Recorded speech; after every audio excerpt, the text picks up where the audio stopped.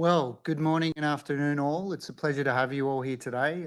We've got some folks in the room here in Sydney at the Indo-Pacific Defence and Maritime Conference, and we also have a large cohort online. So thank you everyone for joining today. To set the scene, I really just want to address the urgent challenge of securing Asia-Pacific's vital waters. The threats are escalating, everything from sophisticated grey zone tactics all the way through to pervasive challenges of dark shipping. So how do we unveil this, pierce this veil of darkness? In this 60-minute workshop, we're going to introduce a transformative maritime domain awareness play. You'll see a clear, powerful demonstration of how we bridge the gap between vast data and intelligence insights. So very, very briefly, my name's Tom. I represent the business development function here in APAC for Planet. But more importantly, it's my pleasure to introduce our key speakers today. Firstly, we have Erica, who's part of our technical program, who is a technical program manager for the Pelican mission. She brings a wealth of experience in aerospace engineering and Earth observation data analytics. Next, we're also very fortunate to have Charles out from the UK, a little jet lag, but doing great. Charles joins us from Cinmax, an intelligence analyst and business developer with a diverse background, everything from the time in the Royal Navy all the way through to BP's intelligence team. So before we get started, we want to make sure this session is as interactive as possible. We will have 10 minutes ideally at the end for Q&A session. So for those online, you'll see down the bottom of your screen, there's a Q&A section there. Throughout the course of the session, please add anything you wish to ask. For those in the room, obviously, we'll allow you to put your hand up and we can talk to you normally. One final piece, this session will be recorded, so we will be happy to share it with you afterwards as well. All right, so let's have a look at the agenda. After I cover a fairly quick intro, we're going to dive into the technology shift of high-frequency EO and specialized AI to create an actionable picture of the maritime environment. Erica's then going to show us the power of broad area monitoring plus AI and share a real-world use case. Following the case study, we'll get to the core of the session, a demo from Charles on maritime domain awareness in the Cinmax Thea platform. Here we'll really uncover the ability to gain situation awareness over your key areas. And then finally, as I said, Q&A session at the end. So Planet was founded on a mission to image the Earth every day and make change visible, accessible, and actionable. It's a fundamental truth that the world is changing and we need to understand these changes faster than ever before. On the screen here, just a few of the snapshots that we've gathered over recent times in the Asia-Pacific region through our media partners. So whether it be an economic, an environmental, or a geopolitical change, it's paramount that we stay ahead of them. So just wanted to also preface that the solutions today aren't just theoretical. We're not just giving you slides. They're actually really validated by the world's most demanding defence and intelligence customers. I wanted to share just a few of those with you today. So firstly, NATO. We've secured a significant contract to deliver persistent AI-enhanced surveillance, moving the alliance from what was a very reactive monitoring to a proactive broad area anomaly detection and also strengthen the maritime domain awareness.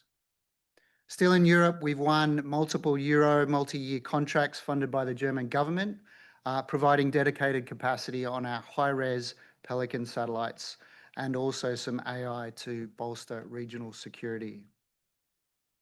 In the US, our role is expanding with the US government.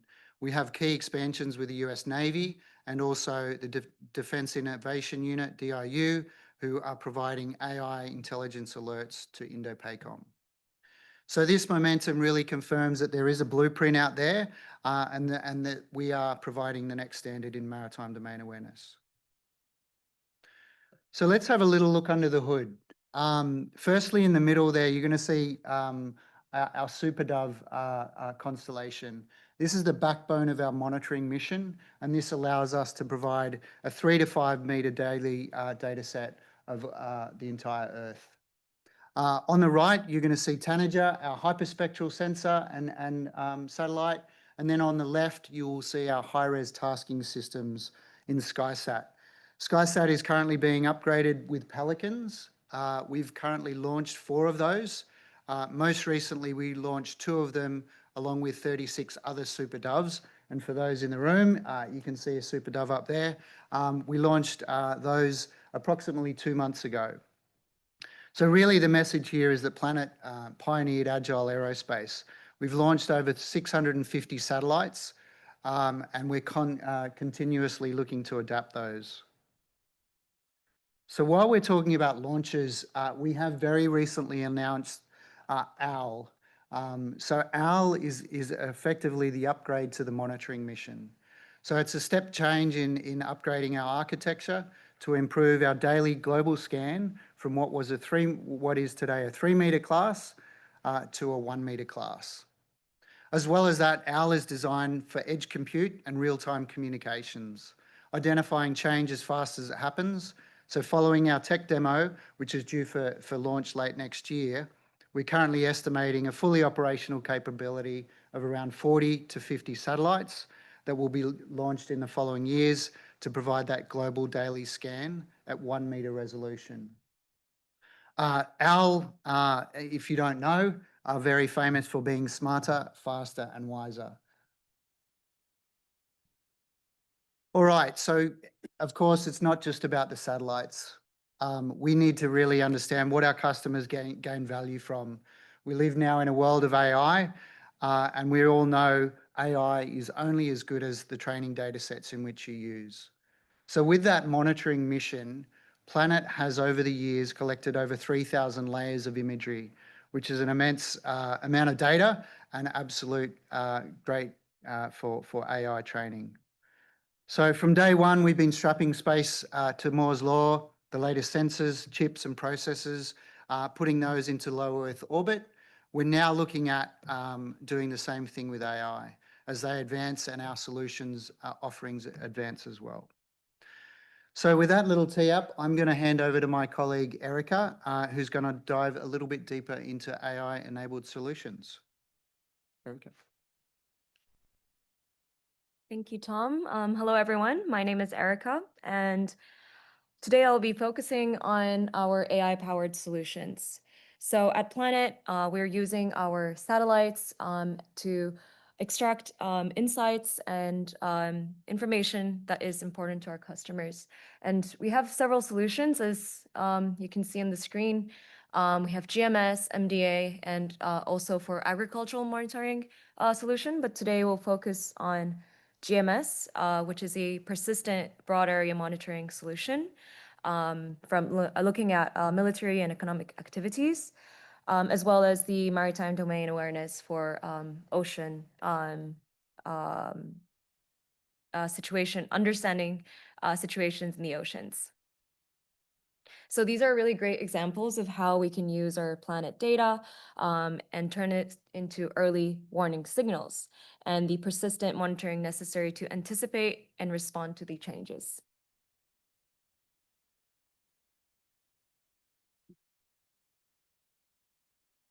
So let me go over first to the global monitoring service. What is really this solution tapping into is understanding what normal looks like. So we have an abundant archive over 8-9 years from our satellites, especially from the PlanetScope, the mid-resolution satellite. And with this archive, we can understand in any location in the world what is the normal state of this location. So this global monitoring service leverages our data archive and our daily revisit capability to understand the activities and locations that customers are aware of, but also locations that customers are not aware of. So unknown locations and unknown activities, these are the activities that we can gain understanding with our global monitoring service. So let me elaborate on this unknown unknowns. So traditionally in geospatial analysis, customers or users would look at known activities in known locations. So users would, for example, task a satellite or high resolution tasking satellites to the location that they're interested in and to understand the activities that they're aware of. So for example, they would task a satellite into a military site or a port or airports to understand what is happening in these locations. However, there's more to it. So for unknown activities and unknown locations, we can really utilize our broad area satellites. So these PlanetScopes, the camera is always on. So we do not need to task these satellites. They're always scanning through the Earth, and we can use these data to understand the broad area insights, as well as using AI solutions to get the analytics and understanding the unknown activities in unknown locations.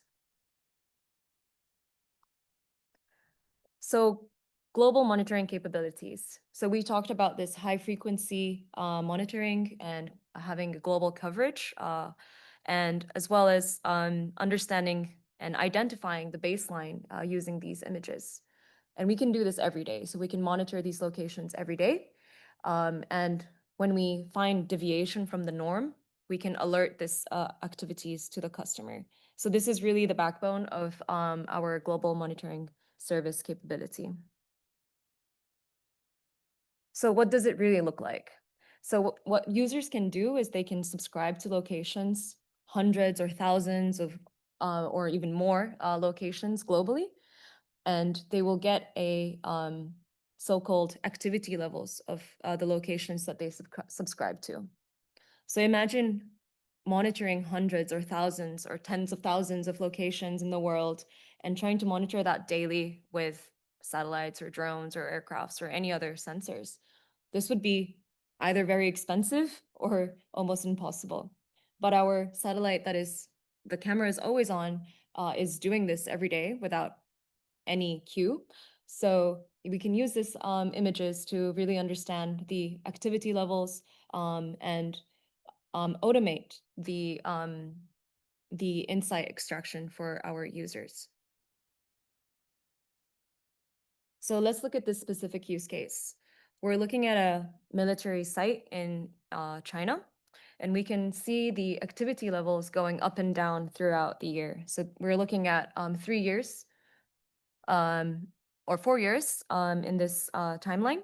And you can see the activity level going up and down. And what it's doing is that it's reacting to the pixel changes within these sites.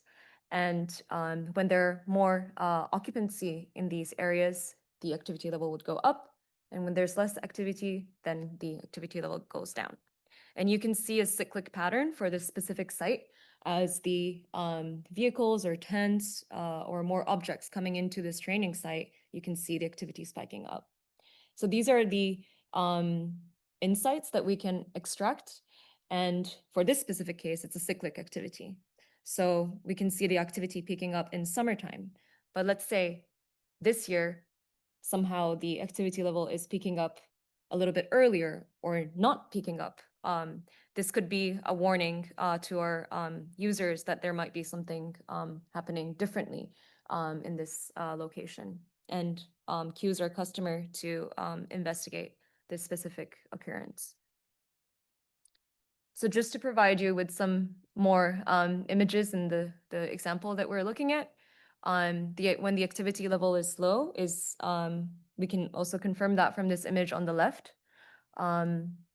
And when the activity level is high, you can see these military vehicles and tent-like objects coming into the training site. So this can be used for monitoring different locations, obviously not only training sites, to understand the occupancy level of these sites that you would like to monitor. And just to briefly show you what is happening in the background, you can see, let me speed up the video a little bit. You can see every day the image is ingested. You can see on the left and right. And what it's doing is that it's reacting to the pixel level differences, and therefore creating a activity level in this location. So when an object comes in or out, that is what is reacting to, and create this daily um, daily insight of the activity of these locations. And as I mentioned, whenever there would be an activity that is abnormal, we can send alerts to our users, and this can be a simple email or some sort of warning to customers in different ways that the users would like. We can customize these alerts. And you can see for that specific example, all the days is the calendar. And we can see all the days that we have sent the alerts to the customer reacting to the abnormal activity on the ground. So what I've just explained was really looking at each site and what is happening in that specific location. But we can also use our satellite broad area monitoring to understand changes in a broader sense. So we can really look at thousands of square kilometers and look at change detections. So we can compare 1 week to another or 1 month to the other and look at the differences in the ground.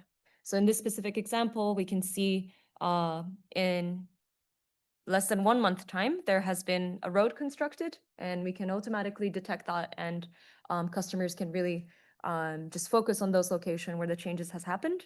Maybe they can task a high resolution satellite to get a better understanding, or send some aircraft, or any way that they would like to react to these changes. So now let's shift our focus to the maritime domain awareness. So maritime domain awareness is really a challenge worldwide. 90% of our global trade volume is transported by sea, and the oceans are a primary source of food for billions of people. And disruption to these maritime checkpoints or trade routes can have significant geopolitical or economic impact to us. There are many sensors that are available, for example, AIS. They can tell a part of the story, but we believe that our optical satellites can paint the full picture and really provide the evidence of the activities that are happening on the sea. So we can detect piracy, smuggling, or other kinds of illicit activities on the ocean. So as we capture the landmass of the Earth, we're also capturing the coastlines as well as the open water. So our satellites, they capture 15 kilometers off the coast, as well as strategic open waters, as you can see in this map. And whenever there's a demand from the customer, we can also open up our imaging capability to image more of the strategic open water as well. We have our in-house AI algorithms to detect vessels, and we can provide this via API. So you can see we can detect many vessels on the ocean. And we can also combine these solutions to the GMS, which I have explained before. So we can combine, for example, monitoring the port activities together with different vessels that are going in and out at a daily cadence.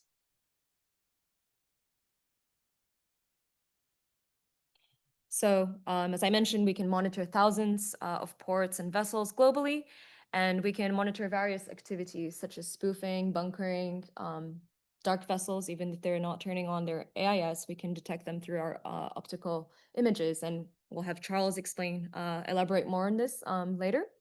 But because we have these optical images, we can also really look into the different types of vessels that there are in the scene.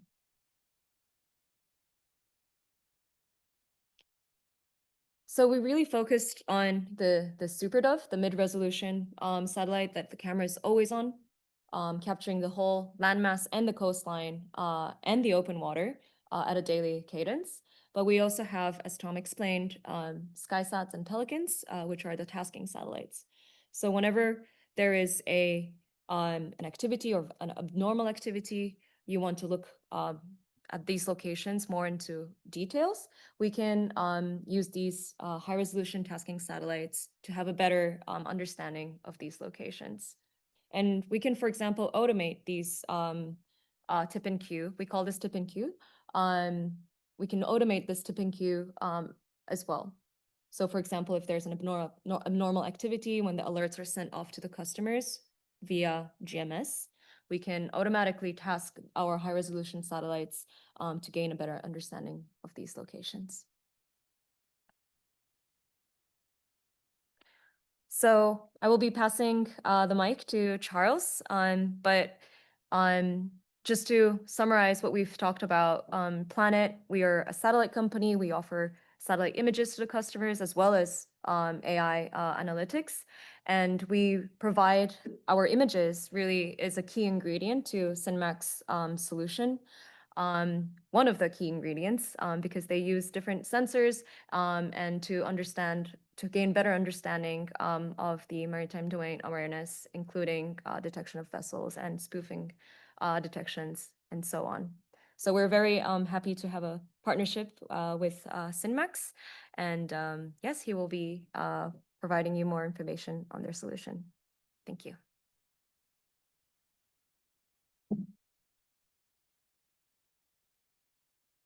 Righty-ho. Well, thank you very much, Erica.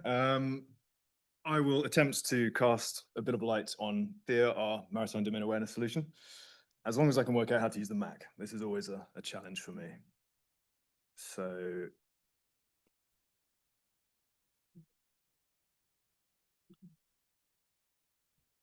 there we are. So normally I'd do a live demonstration, but until we have an NDA signed with everyone watching, this is going to have to be slightly curtailed. We're keeping some of the things we've got secret just to, you don't want to show everything on the first date. So in terms of what THEA is, we are a multi-fusion data agnostic platform. We're bringing in approximately 30 million square kilometers of the PlanetScope imagery. This is combined with global AIS. It's combined with Sentinel-1 synthetic aperture radar, combined with Sentinel-2 electro-optical, vessel data, port data, and just about anything really we can get our hands on. In combining all of these things, we're creating a platform that's a stronger and more capable feature than the sum of its parts. We can use this to monitor grey fleets, above water protection, undersea infrastructure protection, military vessel behavior analysis, trafficking, sanctions breaches, which we're really proud of, commercial vessel behavior analysis, illegal fishing, and intelligence analysis.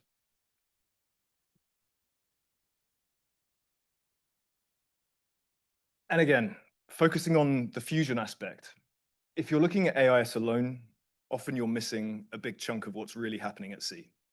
The bad actors don't have their AIS on, or they're often manipulating it to appear to give themselves the benefit of the doubt. They're providing a viable alternative truth, and we want to see beyond that. There's only one truth, and it's the ground truth, and that's what we're really providing. If you're looking at radio frequency, again, it brings an awful lot of benefits, but you're missing out on that image of a ship alongside in a bad actor state, or carrying out a ship-to-ship transfer with both vessels. Maybe one of them isn't producing any frequencies at all. High-res imagery is fantastic, but you need to know where to point the satellite to begin with.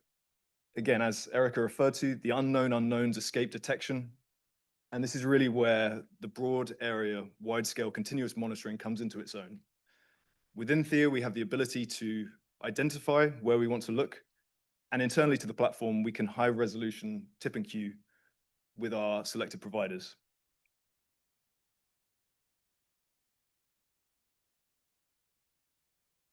I'll just pause here again for a second. So this is essentially our daily global collect. These are our vessel detections. As you can see, on the 2nd of November, we detected just over 95,000 vessels. That's pretty representative of our daily collect. When we started, we focused on maritime choke points.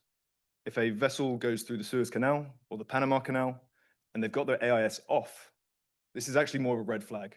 So if we've captured a vessel once with its AIS on, we have a reference image against which we can compare going forwards. Our AI is very, very smart. We have a huge archive, and it's continuously being updated. So the more vessels we see, the stronger the platform is. We're continuously improving, and the trite statement that I like to use is, the Thea you're seeing today is the worst version you will ever see. By next week, it will be better. In a month's time, it will be better. In a year still, even better still. And please excuse me whilst I try and talk along to the video. I'm going to make occasional pauses, but yeah, I much prefer the live demo, but that will have to wait. So in the video, I'm turning off the detections to show just light vessels. And I'll pause just again there. So what we're looking at with light vessels, these are vessels that we have correlated the imagery detection with an AIS signal. This is incredibly useful because when you're looking at just AIS, you have to take that at face value. Whether you trust it or not, that's up to you. But you may be looking at a bad actor, you may be looking at a good actor. These are vessels that we have confirmed are good actors. They are true to their AIS location. In doing so, we can then filter. We know that these vessels, we know their state of origin, we know what type they are. We can really break it down. So I'm choosing cargo vessels on this occasion, and I'm going to break that down to include just bulk carriers. By doing so, also length as well. A hugely important part of Thea is our length detection. We're generally between 1% and 3% off, which we're very proud of. That's a couple of meters at most on most vessels. And I've just turned, what was it, just under 100,000 vessels into 178 vessels. So for the analyst, you don't have to search thousands and thousands of ships, thousands of square kilometers. You've gone straight to the vessels that are of interest to you. Looking at the vessel in choice, the Quang Bo, sort of a strange angle here, I apologize. I've just turned on the vessel's archive. So every single vessel has an archive of imagery that is auto-sorted, auto-collated. The analyst doesn't have to search for these. It's all presented automatically to them. Really, really useful, and this goes back years. Not only is that useful, but it also confirms our analytics. This can provide you with faith that the vessel we're showing you is in fact the vessel that we're claiming. You can see some SAR imagery there, some electro-optical. And that roughly covers the light vessels. These are really interesting, but they're not the guys that are doing the problems most of the time. So we're looking at a dark vessel here, and I'll just pause again quickly. What you saw on the screen, they were our dark detections. There are more dark vessels out there than that, but these are the vessels that we are very, very confident that we can tell you exactly who they are.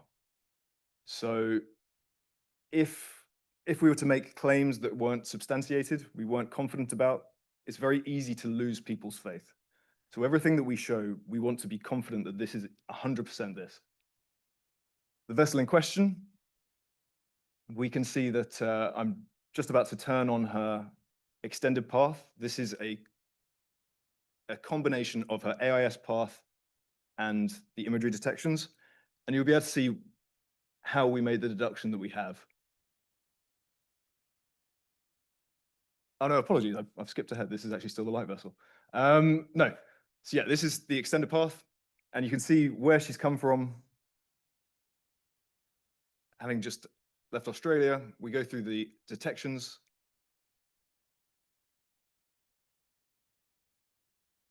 Again, confirming that we're happy with the vessel and who she is.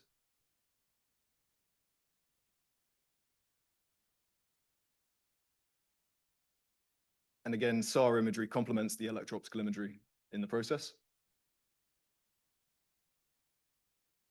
And now we're through to the dark vessels. This is where it gets slightly more interesting. So again, these are vessels that we are very confident that we can name who they are. Again, because we know who they are specifically, we can filter them by flag, we can filter them by type, we can filter them by length. And on this occasion, I have selected the Golden Calypso. And the extended path, we will be able to see where her AIS stops, where her AIS starts, and how we were able to make this choice.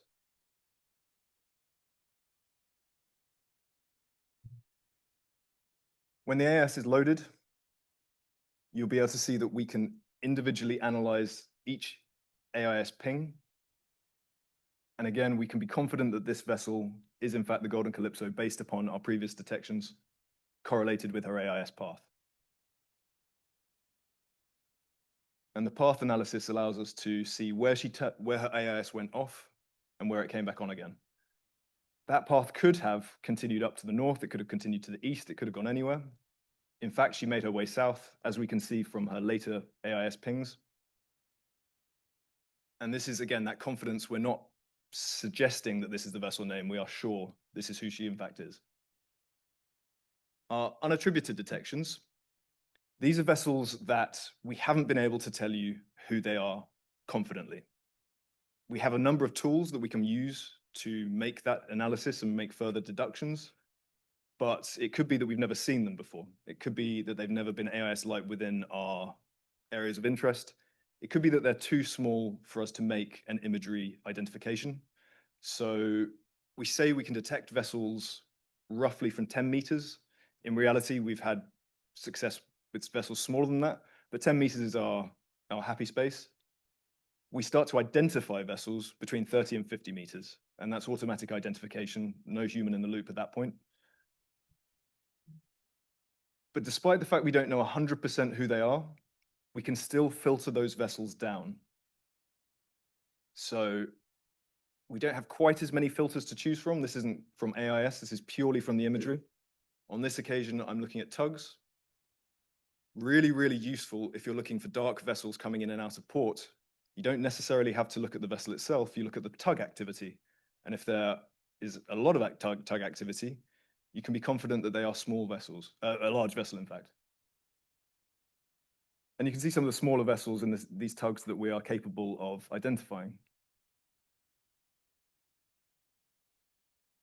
And hopefully on the screens, it's on a big screen here, but hopefully you'll be able to see the tugs in the imagery detections in the bottom left.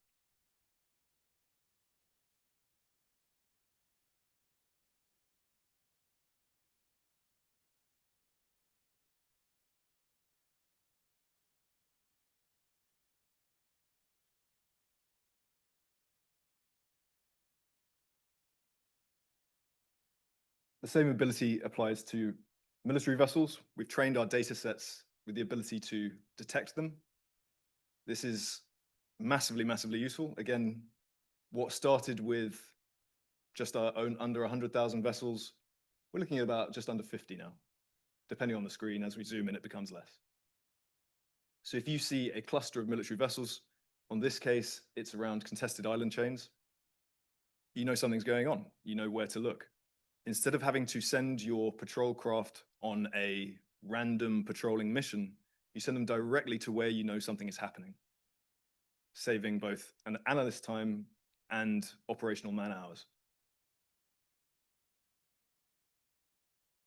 There are further breakdowns of those military vessel types. We have subclassifications, but I'm not getting into those just now. And these are our ship-to-ship detections. I'll just pause again quickly to talk about how we identify these. We have both AIS ship-to-ship detection abilities to detect automatically. So if two vessels come together for a period of time, that triggers an AIS ship-to-ship transfer alert. On this occasion, these are optical detections, so two vessels alongside each other purely from the imagery. This means that if vessels are truly dark, they're still being identified. And if you can see the handover, whether that's sanctioned oil, illegal fish, anything really, weapons, people, drugs, the handover is the most important time to catch them. It's so you're not looking for, at this point, searching thousands and thousands of vessels. You're being shown a small handful of needles, and it's which needle is your needle. You're not searching the whole haystack. And as you'll see, this applies to both large vessels. On these occasions, we haven't been able to identify exactly who they are, but we have tools that I'll go into in the very near future. And as you can see, we can also identify really small vessels involved in ship-to-ship transfers.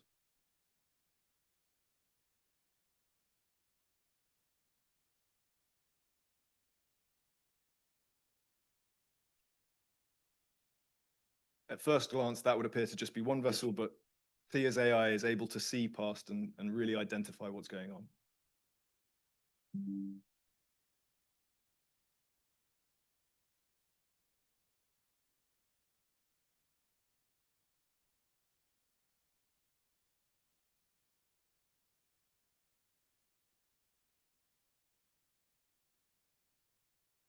Okay, this is where we get to the really cool James Bondy stuff.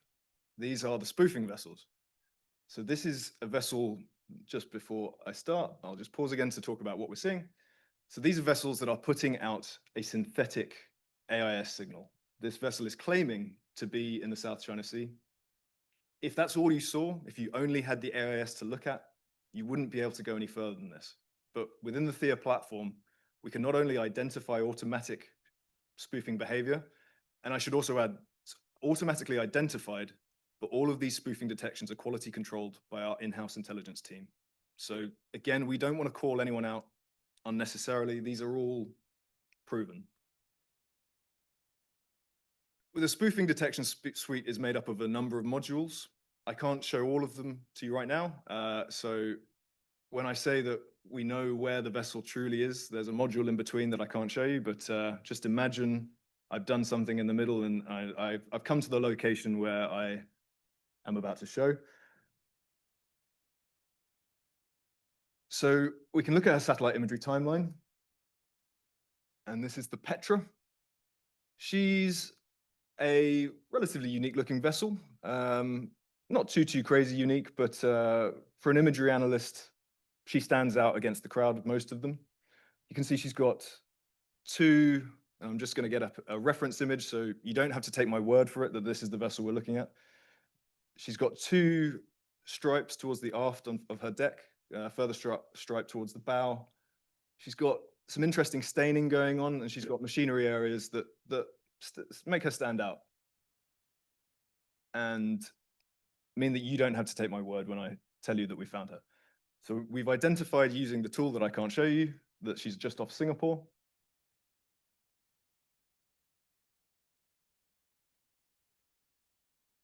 And what we're doing here is a similar ship search. And I'll just quickly again talk you through that before the video continues. AI is brilliant. AI is changing the world every day, but it is not infallible. We don't want to, again, produce any results that we can't substantiate, that we're not 100% happy with. So using our similar ship search tool, we're providing 15 or so similar looking vessels that the AI has said, we have a possible candidate, but really nothing beats the Mark I human eyeball. And it's up to the analyst at this point to make that final distinction. Is this in fact the vessel I'm looking for? So as you'll see, I will, in a moment, scroll through these detections and we will find the vessel that in fact is the Petra. And there we have her, engaged in a dark ship-to-ship transfer. Don't want to say it's sanctioned oil off the cuff. I haven't done the appropriate legwork, but one could make you could be justified in making some conclusions. And we've caught her on multiple occasions over multiple days. Again, I've selected a specific date range that I know that she was in the area based upon the tool that I can't show you. But yeah, it's a really powerful tool, and we've had really great success in using it. We found dark vessels that no one else could find, and we found them within minutes, really. It's very cool, and we're really very proud of it. You can see from her spoofing location, she's just over 2,000 kilometers distant. If you'd had to search the whole world, you'd be searching for a long time before you came to the conclusion that 2,000 miles away, that's where she was. And now I'm going to show our ship similarity search. So using a truly unknown vessel, Thea hasn't on first glance been able to identify her. That's our image, our reference image again. We're going to run that through our archives And Thea's AI is again going to suggest possible vessels that she could be. Really, really, really useful. And it speaks for itself, really. If you don't know who the ship is at first glance, it saves an awful lot of legwork. So we have multiple detections that we can compare against. It's not her, it's not her, it's not her, not her. However, and I'll pause there quickly. You can see that there's slight differences on the darker shadow area above the machinery on her deck. That's in fact the shadow cast by the sun. So that in fact changes. But if you compare the machinery and the specific pixel counts, this is in fact the vessel we're looking for. And we can load this vessel, find out all about her. We can see where she's been, what she's been up to, and why in fact she's trying to hide. So I've got her unique ship ID. And in fact, it's the Natalina 7.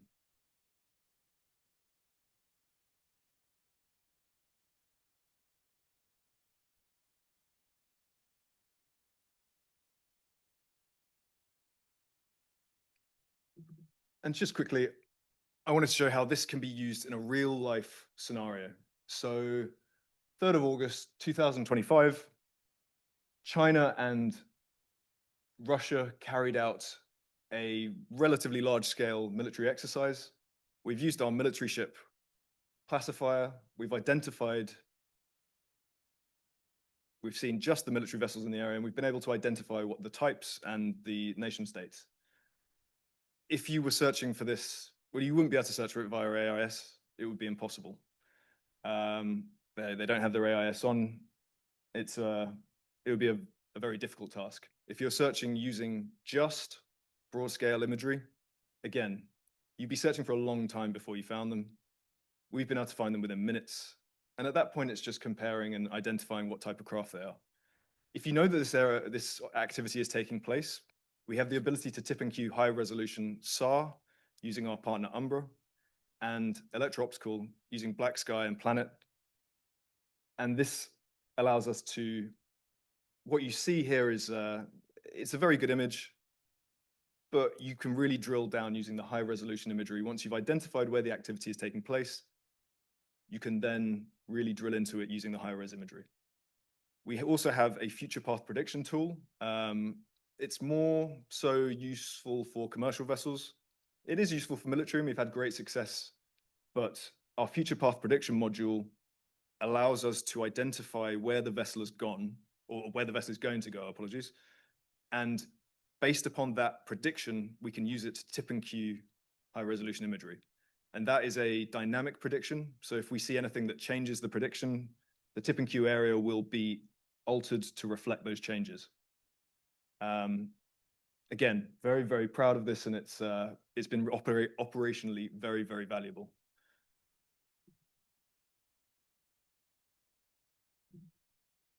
And these are the, apologies for my pronunciation, Dongjian class activity. So this is the Dongjian class. We've tracked them over a couple of days between the 17th and the 15th and the 18th of September.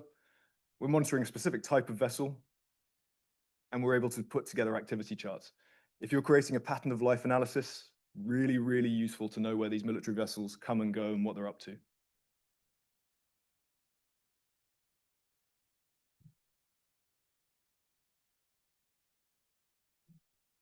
And I just want to say, you don't have to take my word for it. This has been used by multiple nations. It's been used in a commercial capability to provide reassurance to P&I clubs. I've got a quote here from the US government having tested Thea. They said, the performance of this algorithm currently exceeds government computer vision capabilities. So we were pretty chuffed when we got that. We were very, very happy. We've recently been granted the Luno-B Advanced Analytics for Maritime Operations and Reconnaissance procurement, the thing. Apologies, the word is escaping me. The jet lag occasionally does kick me in the teeth. And that's with the NGA, multi-million dollar contract. And we've just had a renewal of our Sea Vision license, and that's with the US Naval Information Warfare Center Pacific. Also, I should mention, as well as having an analyst on the seat working the platform, we have the ability to set specific alerts. So if a vessel goes into a geofenced area, if a dark vessel goes into a specific geofenced area, if a vessel goes dark, it really is up to the analyst to set their own desires. And yeah, thank you very much. And I'll pass back over to Tom. Thank you very much, Charles and Erica. I think that that was a great session around broad area monitoring and what AI capabilities can do. So I might just get back to, there it is. Okay, so we're at our Q&A session now. We've got a bit of extra time, which is fantastic. I do see a number of questions that have come through online. Before we get to those, I might just ask Erica and Charles to come and join me up here, because I'm certainly going to be needing your technical know-how to answer some of these. Before we dive in though, for folks in the room, I'll open it up to you if you've got any questions initially. Otherwise, of course, we're going to have some time at the end with some tea and coffee and biscuits and treats over there. So before I do, are there any questions here, folks? Yes, please. So in terms of training your AI model, obviously you use your own data set. Do you collect any information from other sources, from the cloud? Because there could be possibility of digital camouflages, those kind of things could misinterpret or distort your decision making in your AI model. Do you have any experience with that, or have you witnessed anything in that space? Yeah, great question. Thank you. And just for those online, the question was really around when we're looking at training our AI models, are we leveraging sort of third-party data sets to validate what our models come up with? I guess to answer your question, the answer is yes, of course. I'll get Charles to chime in and talk a little bit more maybe about Fusion and some of the data sets that potentially validate your AI data sets. So it's a good question. We are really picky with our training data. It's if you train the model with bad data, the model turns out bad. So synthetic data sets are something for the most part we've tried to avoid. Of course, you have things like zombie vessels. Maybe the first time you saw her, she was using someone else's AIS. The AIS is an integral part of training the data. You have to know who the vessel is to identify her for the first time, and then every other detection is based upon that first identification. We've got a couple of modules that we work with specifically for this problem. So MMSI sharing, zombie vessels, these are things that our in-house intelligence team, they look out for, and they're continuously weeding out the bad actors, essentially. The intelligence guys work incredibly hard, and without them, our models wouldn't be the way they are. The intelligence analysts work hand in hand with the data scientists, and everything is verified the hard way, the manual way. We're not taking anything for granted, because the minute you do, a client sees something bad and you've lost their respect and you lost their trust, and then it's a slippery slope and you've lost all your contracts. So we don't use other people's synthetic data. We don't create synthetic ship clips, for example. We use our own. We have now a huge archive, and we're continuously building models based upon our archive. When someone has a great idea, we're always looking for strategic partnerships with our users, because they give us ideas and we can use our own training data to create those models. Yeah, life would be a lot easier if we could use synthetic training. We choose not to for that reason though. Where we can use it, we wouldn't use, the models aren't based upon it. We do occasionally try to verify things with external sources. For instance, webcams, or sometimes human in the loop.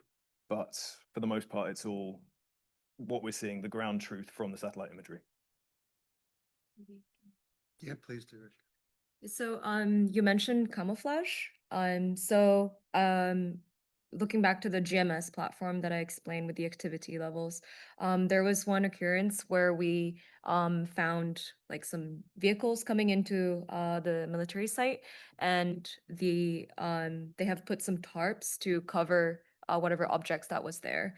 And because we have multi-band, so our satellites have the our red, green, blue optical wavelength as well as near infrared. And because we use that near infrared band, we can also see not just with the colors, but we can see some things that we cannot see with our eyes. So that's something that we were able to still detect even when they put the tarp on. Um, but we also maybe have some things that we haven't detected. Maybe they managed to camouflage successfully and we haven't we could not have detected. So that's true.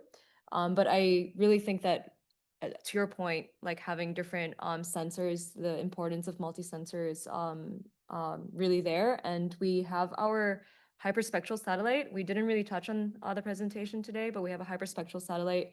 We have one up in space. We'll have more satellites coming, and they will be able to really look into what the material is on the ground. Is it plastic? Is it really like grass, or is it some other kinds of material that they've put in?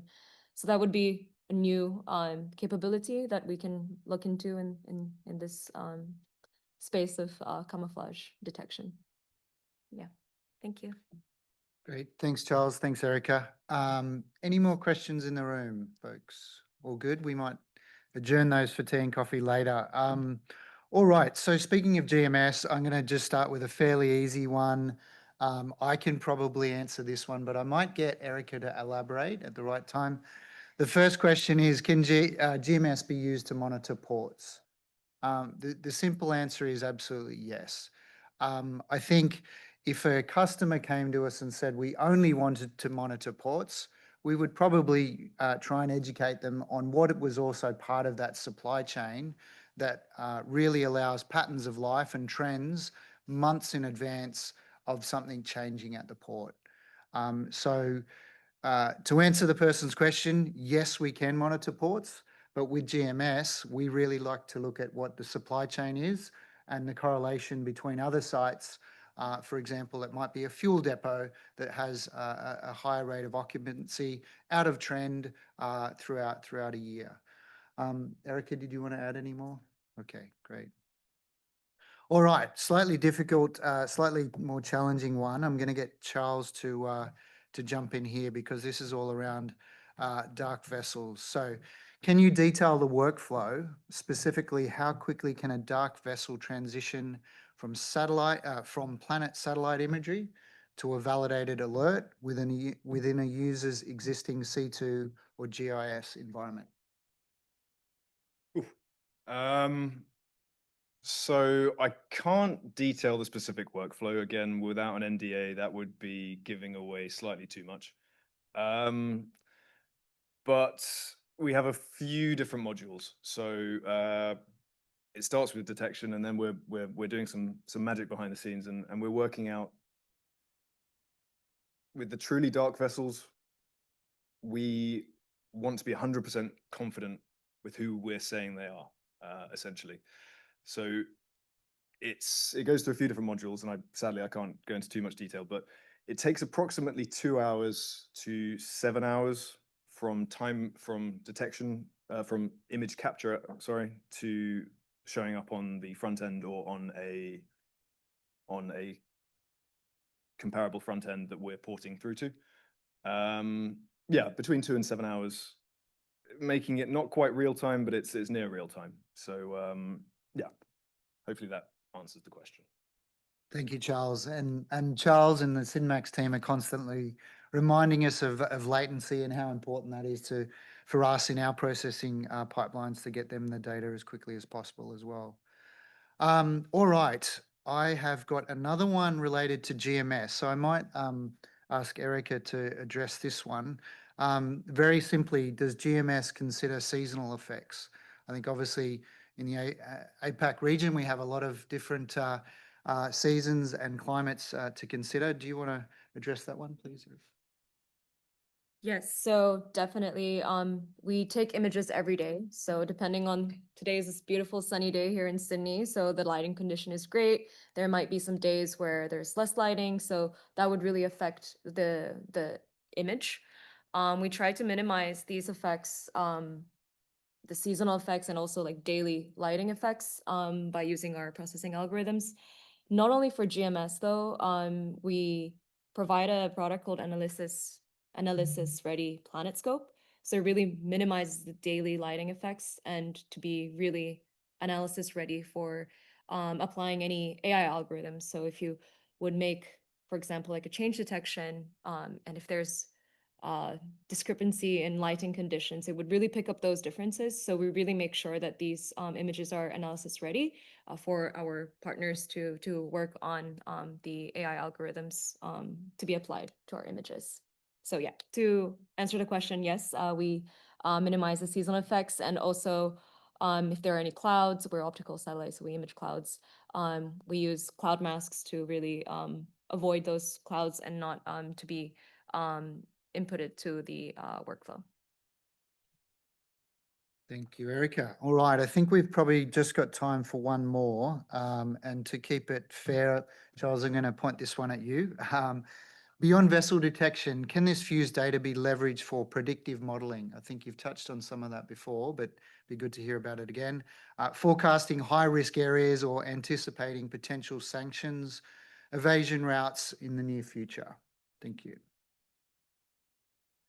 Thanks, Tom. Yes, essentially. So as I mentioned, we have our future path prediction module. It's been tested independently, and I can't go into the specific statistics, but it has been found very, very effective at predicting the future path of these vessels. So without giving too much of the game away, essentially we're aggregating tens of thousands of similar vessels where they went and were creating a polygon. And this polygon, as I said, can be used dynamically to tip and queue high resolution imagery. Once you're aware of what the masts do, shipping routes, traffic separation schemes, etc., most of shipping comes down to economics fundamentally. They're not going to take a circuitous route unnecessarily most of the time. Once we built up a database of this vessel behavior, specifically sanctioned tankers and specifically spoofing vessels and the bad actors and what they like to do, this is all data that's saved, and we know in the future where to look. We know theoretically where these vessels are doing the bad stuff. And it's all taken into account. In terms of high-risk areas, that's an interesting one because according to the IMO, vessels should have their AIS on most if not all of the time. There are certain exceptions. The one that springs to mind is the Gulf of Aden and the Red Sea. Currently, and for the past couple of years, it's the Houthi threat. Vessels turn their AIS off, entering the Gulf of Aden and turn it back on once they're past Yemen. And no one could ever hold that against them. The seafarers who are risking their lives to do so, I wouldn't want to be broadcasting my location if I was going through that area. What we can do is use our dark vessel detection. We can still see them, essentially. So a case that springs to mind is the Ruby Mar, vessel that was hit by a Houthi missile, abandoned at anchor, and sadly, she started drifting. She drifted north a good way, AIS dark. And at the time, a number of cables internet cables were cut going through the Bab el-Mandeb Strait. And everyone got a bit worried all of a second. They were thinking, whoa, the Houthis have now got Iranian microsubs and they're taking it to the next level. They're cutting internet cables. And I was looking at the vessel's path as it transited north. I was just thinking, well, she's dragging her anchor. Could it just be as simple as that? And at Simax, we were the first people to make that conclusion. And it then later transpired that that was the case. And by having an awareness of where dark vessels are and the context behind why they went dark and what's going on, you can really draw conclusions that flesh out the big picture. All of a sudden, if we'd been looking for Iranian microsubs in the Bab el Mandeb, that could have used a lot of valuable man hours. In reality, it was much simpler, and yeah, it's fleshing out that bigger picture by using the ground truth as the baseline rather than conjecture. Excellent. Thanks, Charles. Well, I know we are pressing right up against time, so I'm just going to close this out. Firstly, just to let everyone know that this information can be shared to those who've registered. We're really looking forward to continuing the dialogue for those who are interested. You can simply scan the QR code on screen as well for the slides and related white papers. So finally, thank you to everyone. We really appreciate your time, both here on site and, of course, those joining us online. For those of us here, let's get back to the conference and enjoy a wonderful time with the maritime community downstairs. So you'll be receiving a full recording of the webinar in your inbox within the next 2 days. So finally, thank you again, and we look forward to continuing the conversation. Thank you.